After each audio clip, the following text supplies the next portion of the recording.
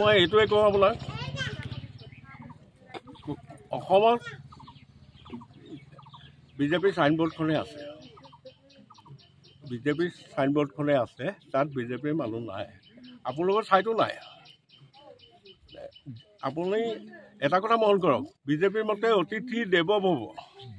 যেতিয়া ৰাহুল গান্ধী অতিথি হৈ আহিছিলে, ন্যায় যাত্ৰা কৰিছিলে, তেতিয়া ৰাহুল গান্ধীলৈ খেদি আহিছিল। আমাৰ ভূপেন বৰাদেৱে আগচি ধৰিলে, কি অপৰাধী কাইদাৰে তেওঁক খুন্দা মাৰিছে।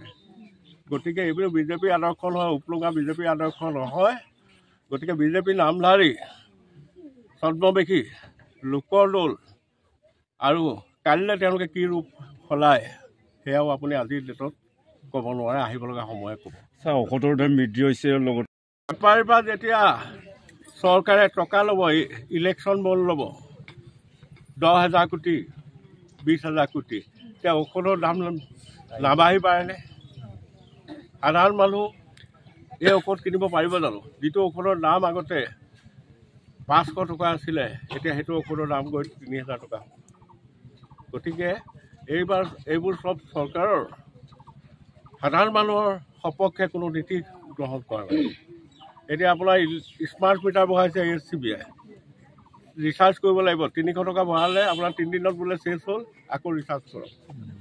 মানে সমাজবাদী দেশৰ যি নীতি, ভাৰত মিশ্ৰ অৰ্থনীতিৰ দেশ, সমাজবাদী গণতন্ত্ৰ, এতিয়া সেই সমাজবাদী চিন্তাটো উঠি গৈছে।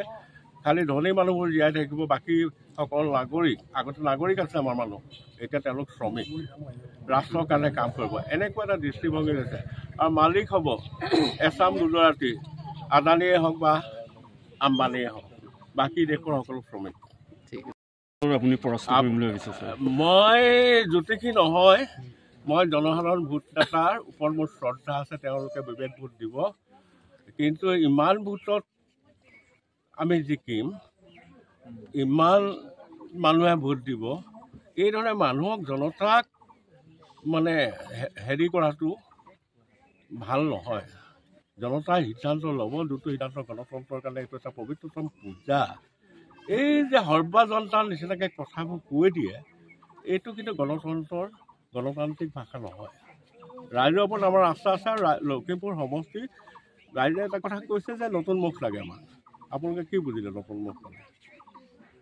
আৰু লোকসভাৰ যিজনে সাংসদ, তেওঁ 2টা টাৰ্ম পালে প্ৰায় 7.5 বছৰ। সমষ্টিটোৰ সমস্যাৰ কথা, বানপানীৰ সমস্যা আছে, নিবনুৱাৰ সমস্যা আছে, এই গেৰুকামুখ বৃহৎ নদী বান্ধ কিন্তু কেতিয়া ভাগে ঠিকনা নাই, মানুহে বাৰিষা আহিলে বুকু কঁপি থাকে। এইবিলাকত আমাৰ জীয়াই থকাৰ নিশ্চয়তা লাগে। এইবিলাকত ক'ত উঠাব? সংসদত উঠাব লাগিব। আৰু তেওঁক কি কাৰণে পঠাইছিলে? তেওঁক বিলাসী জীৱন এটা যাপন কৰিবৰ কাৰণে পঠাইছিলে নেকি? তেওঁক সেইকাৰণে মানুহে নতুন মুখ বিচাৰিছে। নতুন মুখ মানে মানুহে পৰিৱৰ্তন বিচাৰিছে। আৰু পৰিৱৰ্তন 19 এপ্ৰিল তাৰিখে পৰিৱৰ্তন আৰম্ভ হ'ব। আৰু 4 জুলাই তাৰিখে কংগ্ৰেছৰ আৰু আমাৰ মিত্ৰজোঁটৰ সূৰ্যোদয় ঘটিব লখিমপুৰ সমষ্টিত। আৰু 2026ত গুৱাহাটীতো দিছপুৰতো কংগ্ৰেছৰ চৰকাৰ হ'ব। এয়া এক বিজয় যাত্ৰাৰ আৰম্ভণি হ'ব। ধন্যবাদ।